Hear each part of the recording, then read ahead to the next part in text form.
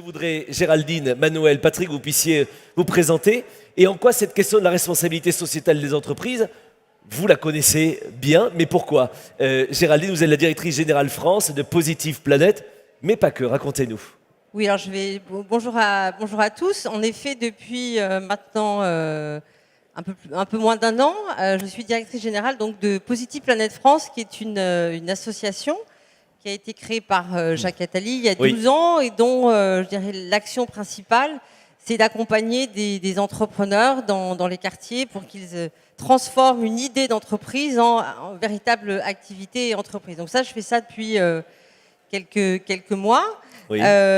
Et avant ça, et d'ailleurs on avait eu l'occasion de se voir notamment Souvent. dans le cadre d'événements de nos quartiers ont des talents. Exactement. J'étais donc directrice de la responsabilité sociale et environnementale du groupe Capgemini, Oui. et ce pendant 8 ans. Donc 8 années d'expérience, 8 années au cours desquelles justement j'ai soutenu un certain nombre d'acteurs, d'associations, d'ONG, et notamment Positive Planète. Et j'ai souhaité passer de l'autre côté, finalement.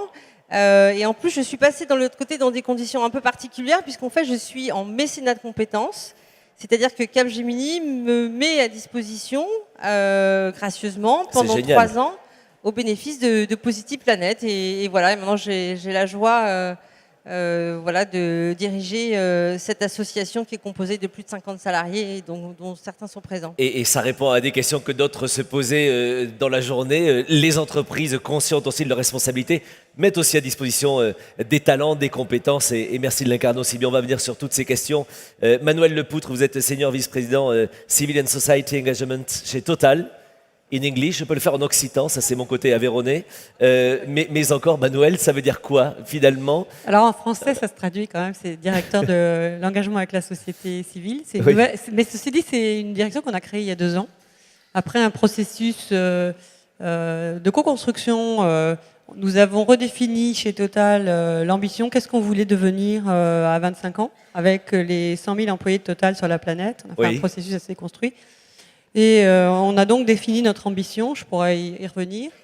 Et en la redéfinissant, on a décliné ça en un certain nombre de choses, dont une organisation nouvelle, où on a créé une business unit parmi les 4 business units du groupe, en charge de développer la transition énergétique, les énergies nouvelles, la chaîne gaz, électricité, etc. Oui. Et puis au corporate, on avait une direction développement durable et environnement, dont je m'étais occupée d'ailleurs, que j'avais construite en 2008-2009, avec progressivement différentes pièces de puzzle, et on a décidé qu'on était assez mûrs pour remettre par exemple la direction climat, qui était sous ma responsabilité à cette époque, dans la direction stratégie, puisqu'on ne pouvait pas, étant Total, ne pas intégrer le climat dans la stratégie, etc. Et qu'il restait quelque chose que l'on sentait fortement il y a donc 2 ans et demi, 3 ans, qui était le fait que on considérait, nous, bien sûr qu'on était un acteur économique de poids international, Bien sûr. mais qu'il fallait absolument qu'on développe le côté citoyen de l'entreprise.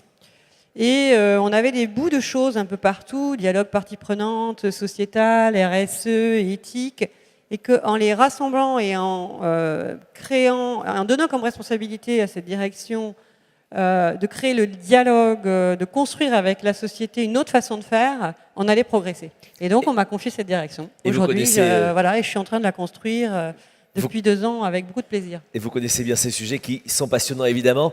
Patrick Nossan, vous êtes président d'un cabinet qui s'appelle Certivea, c'est ça? C'est quoi exactement votre cabinet? Quel est votre rôle sur ces sujets? Alors, je suis effectivement le président et le fondateur de Certivea, qui est un organisme dont finalement la vocation est d'accompagner le changement, les transformations, d'accompagner les entreprises du monde de l'immobilier et de la ville dans toutes les transformations qui sont à l'œuvre en ce moment. Alors on a commencé par l'environnemental et la performance énergétique, un grand défi que le monde de l'immobilier et de la ville devait relever. Et puis comme on est branché vraiment en osmose avec le monde de l'immobilier, et qui nous font confiance pour les accompagner dans les transitions. On s'intéresse maintenant aussi aux transitions sociétales, donc à la qualité de vie au travail ou aux transitions numériques, puisque le numérique arrive en force dans le monde, partout d'ailleurs, et il faut à la fois lui donner du sens et puis accompagner les transformations dans les entreprises. Et on va revenir tout à l'heure sur les indicateurs qui permettent finalement de calculer tout ça, mais je veux d'abord revenir sur la question philosophique qui nous est posée. Si je rajoute un point d'interrogation finalement à la thématique, est-ce que les entreprises ont une responsabilité sociétale? Bien sûr, je fais l'avocat du diable en posant cette question. Qu'est-ce que vous répondez, vous, quand on vous demande finalement le rôle des entreprises et le rôle peut-être de plus en plus prégnant de l'entreprise dans la société et dans la cité finalement qui l'entoure? Géraldine. Ah bon, alors moi je vais parler du côté que je vis maintenant. Oui, bien sûr. Même si l'autre a été aussi très intéressant et très enrichissant. Mais en effet, dans l'activité que nous avons aujourd'hui au sein de Positive Planet, je pense que en tant qu'association, nous sommes présents dans des quartiers, nous faisons un certain nombre d'actions que je pense que les entreprises ne peuvent pas faire directement aujourd'hui. Et vous travaillez en complémentarité, bien sûr. Je pense que c'est ça, c'est qu'il y a une complémentarité en effet entre ce qu'on peut faire en tant qu'association, les actions qu'on peut mettre en place, les résultats qu'on peut avoir et que peut-être ne peuvent pas faire les entreprises. Et je pense qu'aujourd'hui, il faut, et c'est déjà le cas bien sûr, mais que ces deux mondes, en tout cas ces deux écosystèmes, travaillent encore peut-être plus ensemble. Et je dirais s'écoutent un peu plus. Parce qu'en étant passé de l'autre côté, finalement, je me rends compte que pendant pas mal d'années, en fait, j'ai plaqué un certain nombre d'idées que j'avais, moi, côté entreprise, auprès des partenaires, auprès des associations, sans forcément toujours les écouter, finalement. Bien sûr. Et quelque part, j'ai influencé un peu leur modèle. Donc je pense que c'est ça, voilà, c'est comment on arrive à mieux collaborer et comment on arrive peut-être à mieux s'écouter. Manuel, j'ai l'impression, on ne va pas refaire le passé sur toutes les entreprises et toutes nos responsabilités, mais finalement on est tous au pied du mur dans les entreprises, au pied du mur pour la transition écologique, au pied du mur pour toutes les questions de développement durable, pour notre responsabilité, au pied du mur pour les questions sociales, d'inclusion évidemment, au pied du mur peut-être sur notre nouvelle relation au travail. Et c'est parce qu'on est au pied du mur finalement qu'on trouve une énergie. Et c'est ce qui donne des nouvelles responsabilités finalement aux entreprises dans ces questions-là. Oui, alors il faut aussi se sortir peut-être de l'angle strictement français. Parce que, bon, étant globaux, je pense que réaliser que notre rôle, bien sûr, il est, nous, le nôtre, c'est la mission, c'est de fournir de l'énergie propre, abordable et fiable, et les trois mots avec la même importance. Mais quand on travaille dans des pays en voie de développement, on réalise que les enjeux sont très complexes et que si on reste en silo, c'est-à-dire qu'on se cantonne à dire ce qu'on a dit, historiquement parlant, nous, notre rôle, c'est de créer une économie durable et donc il faut gagner de l'argent pour pouvoir réinvestir, etc. L'État, lui, redistribue ses taxes et à lui d'équilibrer le social, les associations, etc. Si on cantonne chacun dans un rôle, ça ne marche pas. Bien parce sûr. que les problématiques deviennent de plus en plus complexes. La preuve est faite que de toute manière, il se crée des dérives entre les territoires, les pouvoirs centraux, etc. Enfin, je vous en passe. C'est presque des banalités aujourd'hui. Oui. Mais en tout cas, c'est une réalité. Et que si on reste sur ce schéma, chacun dans son domaine, et surtout on se regarde, comme Géraldine le disait, en disant non mais les autres travaillent comme ci, c'est leur boulot, nous on travaille comme ça, c'est plus efficace, ça ne fonctionne pas. En particulier sur les enjeux complexes. Donc c'est aussi pour ça qu'on s'est dit à un moment, on a une responsabilité finalement sur le fait que ça ne fonctionne pas. Oui, oui. Bien sûr sur les enjeux environnementaux complexes comme le climat, où on a passé des années à s'opposer entreprises, citoyens et États en disant mais pourquoi il y a qu'à. Mais c'est aussi vrai sur les problèmes d'inclusion sociale. Ça, on pourra le développer, mais c'est aussi vrai là-dessus. Alors, Patrick, vous nous donniez quelques indicateurs. Justement, comment est-ce qu'on calcule cette responsabilité sociétale des entreprises? Comment vous intervenez? Avec quels indicateurs? Quels items? Racontez-nous. Comment vous faites passer la visite médicale aux entreprises pour établir un diagnostic? Alors c'est finalement assez simple, la méthodologie qu'on a mis en place il y a maintenant quelques dizaines d'années et qui rejoint ce que vous dites. On part du constat qu'il y a des nouveaux enjeux. Alors on est parti, nous, de l'enjeu de la transition énergétique, par exemple. Aujourd'hui, l'énergie, ça concentre les problèmes de gaz à effet de serre, les problèmes d'accès à la ressource, mais aussi des questions économiques. On parle aujourd'hui de personnes qui n'arrivent pas à se chauffer dans leur logement parce qu'ils n'ont pas les moyens de le faire. Donc on concentre des aspects qui sont à la fois environnementaux, sociétaux et économiques sur un sujet qui paraît aussi simple que le sujet de l'énergie. Donc on repère l'enjeu. Quelles sont les bonnes pratiques ? C'est-à-dire, est-ce que véritablement, aujourd'hui, il y a quelque part des entreprises, des architectes, des bureaux d'études qui ont identifié des choses et qu'est-ce qu'il y a dans les cartons des chercheurs qui pourraient permettre de faire évoluer un sujet dans un domaine précis ? Et puis, tout simplement, on partage tout ça et on encourage ensuite les acteurs à utiliser ces bonnes pratiques, ces nouvelles façons de mesurer.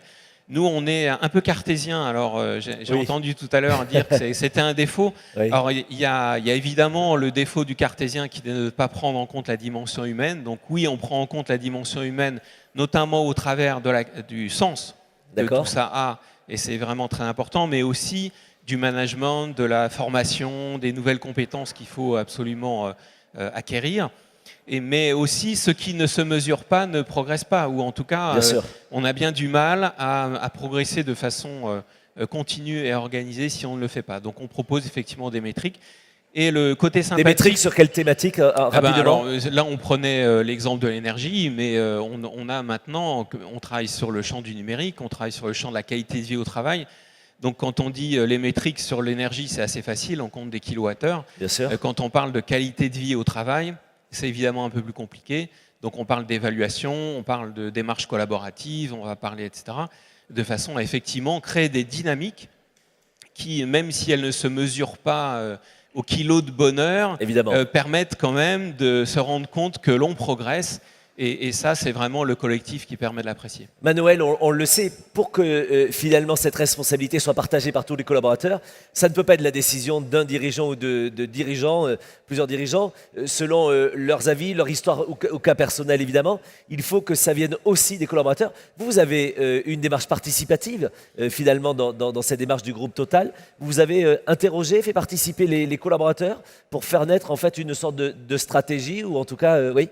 Cette quête de sens ? Oui, ce que j'avais abordé, c'est-à-dire qu'il y a 3 ans, même 3 ans et demi maintenant, on s'est posé la question au niveau de la direction du groupe. Où va-t-on ? Que veut-on faire de ce groupe ? Et on a d'abord fait les choses de manière très classique, c'est-à-dire qu'on avait plusieurs groupes de dirigeants qui ont réfléchi ensemble, ont projeté, etc. Mais très vite, on a proposé à notre PDG de challenger ce que l'on faisait, en faisant travailler les 100 000 salariés du groupe qui le souhaitaient. Ce n'était pas un exercice forcé. Oui. Mais ce qui est bien, c'est que le digital a permis de le faire. Et ça a nourri énormément notre réflexion. Et on a intégré tout ça pour, à la fin, redéfinir une ambition qui tient une dizaine de pages et qui intègre une grosse partie de ce que les salariés nous ont fait remonter. Pas tout, parce qu'il y a des choses qui sont antinomiques. Bien sûr. Et puis à la fin, c'est bien la direction qui doit prendre sa responsabilité et choisir la direction. Mais c'est vraiment un partage de co-construction. On a fait bien évidemment la même chose sur la redéfinition de nos valeurs, qui datait un peu, même si les valeurs, ça ne change pas tous les jours. Et on le fait aussi sur... comment veut-on travailler, qui veut-on être en ce moment ? Oui. Et notamment le lien avec la société tel que nous le voyons dans ma direction est challengé actuellement par tous les employés, et notamment aussi sur des politiques qu'on a choisies sur le sociétal. Oui. Et on verra ce qu'on en fait. Donc on a pris cette habitude de construire, on n'en a pas fait une publicité monstrueuse, mais ça crée une dynamique très importante, c'est très riche en plus pour la direction. Et c'est ce qui a aussi mené à prendre la décision de donner à chaque employé du groupe, s'il le souhaite, 3 jours qu'il peut consacrer à des associations ou autres, bien sûr, pour mieux créer le lien. Et ça n'existait pas chez nous à l'époque. En tout cas. Avec derrière offrir l'opportunité de faire quelque chose de concret et la fierté certainement de l'avoir fait. Géraldine, on vient de le dire, Manuel le dit, il peut y avoir une volonté, assumer sa responsabilité sociétale, on ne sait pas forcément par quel bout le prendre. C'est là où vous pouvez vous arriver finalement avec une box pleine d'idées et d'actions, notamment avec Positive Planet. C'est là où vous nous expliquez comment on peut travailler travailler ensemble pour cocher les cases de la responsabilité sociétale. Mais quand je ne sais pas que faire, je peux taper à votre porte, vous avez des trucs à me faire faire. Ah oui, oui, Oui. je confirme. Enfin, je dirais dans mes fonctions aujourd'hui, moi j'ai deux priorités quotidiennes. C'est la première, faire en sorte que ce qu'on fait, que les actions qu'on mène aient de l'impact. Bien sûr. L'impact auprès des bénéficiaires qu'on accompagne. Et la deuxième, c'est faire en sorte que les personnes et les salariés de Positive Planet travaillent sereinement et dans de bonnes conditions. Et pour ça, assez basiquement, on a besoin de financement, on a besoin de subventions. Alors, on en a déjà beaucoup. Bien sûr. Mais c'est vrai qu'aujourd'hui, on est dans une dynamique, je dirais, de développement, de changement d'échelle, de développement de nouvelles activités autour de la formation. Donc, je dirais que le premier besoin qu'on peut avoir, c'est clairement des financements et des subventions. Deuxième chose aussi quand même, et je peux en parler, on peut aussi avoir besoin évidemment des compétences des collaborateurs de Total ou d'autres entreprises, et on le fait déjà. On a un certain nombre de collaborateurs de chez AXA, La Poste et autres. Bien sûr. Donc ça, c'est quelque chose aussi qui nous intéresse dans certaines conditions. C'est-à-dire que l'idée, il faut que quand même les collaborateurs puissent consacrer un peu de temps. Évidemment. Sinon, c'est assez peu c'est pas une visite compatible. de zoo. Et puis, autre point qu'on oublie aussi souvent, c'est que on serait tout à fait ouvert aussi à pouvoir bénéficier finalement de l'écosystème de Total, c'est-à-dire de partenaires où on a parfois des difficultés à s'implanter dans certains territoires, et aussi bénéficier de ça, de cet écosystème de votre réseau. Je pense que ça pourrait nous aider et faciliter grandement notre tâche. On parle avec vous de la vie en entreprise, mais j'ai envie de revenir avec vous, Patrick, sur l'autre thématique du jour, c'est évidemment ces entreprises, dans quel environnement de travail. Parlez-moi peut-être en quelques mots, on a quelques instants devant nous, de la charte bâtiment connecté, bâtiment solidaire et humain. C'est quoi exactement cette charte? Elle a été lancée au Salon de l'immobilier l'année dernière. Et quels sont les leviers concrets que permet cette charte? Racontez-nous. Alors c'est une charte qui est assez exemplaire de la façon dont on travaille avec l'écosystème du monde de l'immobilier. C'est voilà un sujet qui nous arrive en pleine figure, le numérique. Tout le monde aujourd'hui a son smartphone en main. Je ne suis pas sûr qu'on l'ait vraiment demandé d'ailleurs, mais c'est en quelque sorte la technologie qui drive l'usage. Et donc la question qu'on se pose dans le monde de l'immobilier, c'est comment allons-nous maximiser les opportunités qu'offre le numérique, parce que le numérique va offrir des nouveaux services aux occupants d'un immeuble, alors le maintien à domicile des personnes âgées, la réservation de salles, enfin voilà, je prends volontairement des choses très, très diverses, mais aussi l'efficacité énergétique ou la sécurité. Et puis en même temps, il faut répondre aux interrogations et aux dangers qui peuvent naître du numérique, donc bien sûr les cyberattaques, la protection des données individuelles, etc. Donc cette charte, elle a été d'abord élaborée, c'est un langage commun qu'on a mis sur la table après un travail de plus d'une année avec presque 200 professionnels qui ont mis sur la table des bonnes pratiques et avec une signature avec le ministère de la Cohésion des Territoires. Ces acteurs se sont engagés à appliquer les principes. D'accord. Et puis on s'est engagé à rendre compte dans quelques mois au prochain CIMI des résultats. Nous avons développé un label d'ailleurs, qui est un engagement à faire, mais aussi à prouver ce que l'on fait, ce qui a une valeur bien sûr supplémentaire, à la fois dans la qualité des feedbacks qui permettent donc de profiter à tout le monde, mais aussi finalement dans cette dynamique de valorisation des immeubles, puisque un label, ça donne confiance.